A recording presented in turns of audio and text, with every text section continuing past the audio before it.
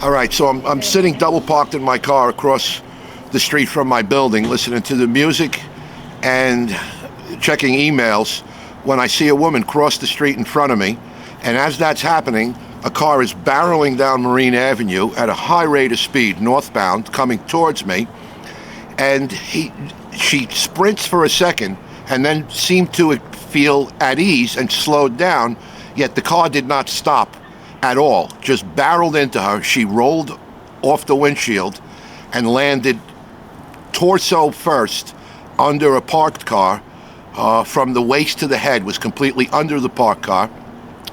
I heard the impact sound, expressed my wonder at it in language I won't say in public news, called the police, then got out to look because I wasn't sure it was a human. At first I thought it was a dog. Actually, at first I thought it was a deer, like you see on the side of the road, because I'm an old hunter. Then I said, no, deer in Brooklyn. Staten Island, maybe. Brooklyn, not yet, hopefully.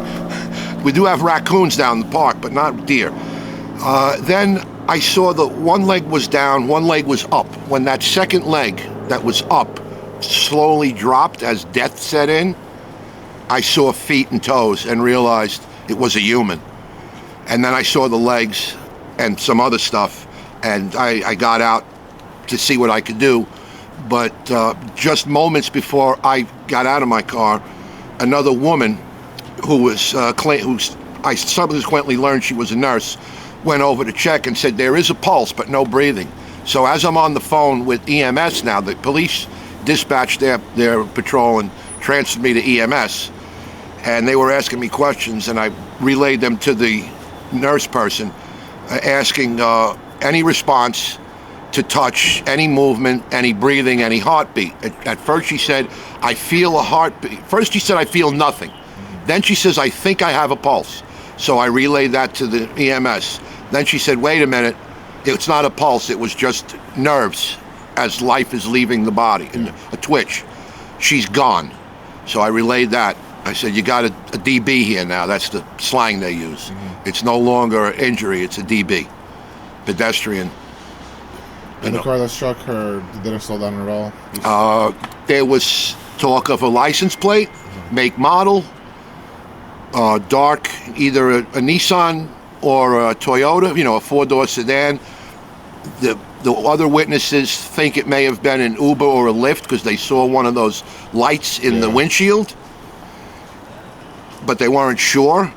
And then a few moments later, I recalled that I have a dash cam that was on at the time, facing the whole thing with a panoramic view, or at least a halfway view, 160-degree wide view at high resolution. So I went into my house, extracted some stills, sequential stills, and the video excerpt, and gave it to the police. Okay. And now I'm waiting for the detectives to interview me. Okay.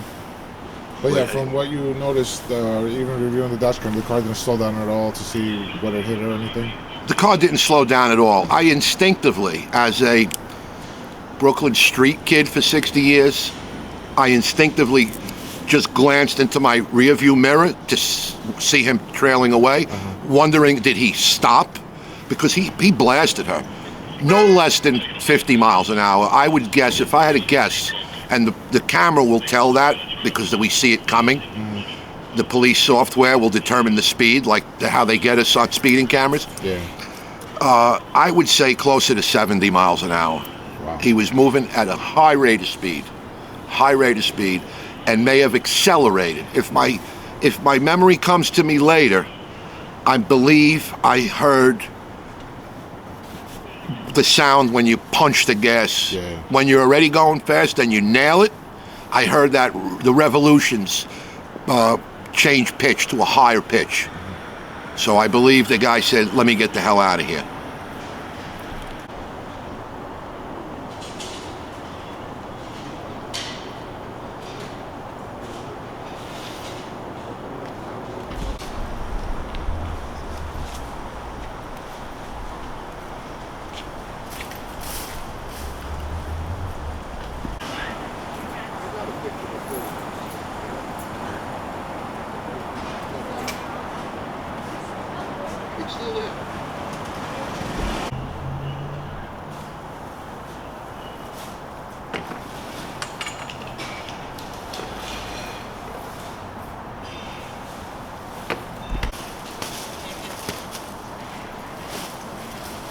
on that side.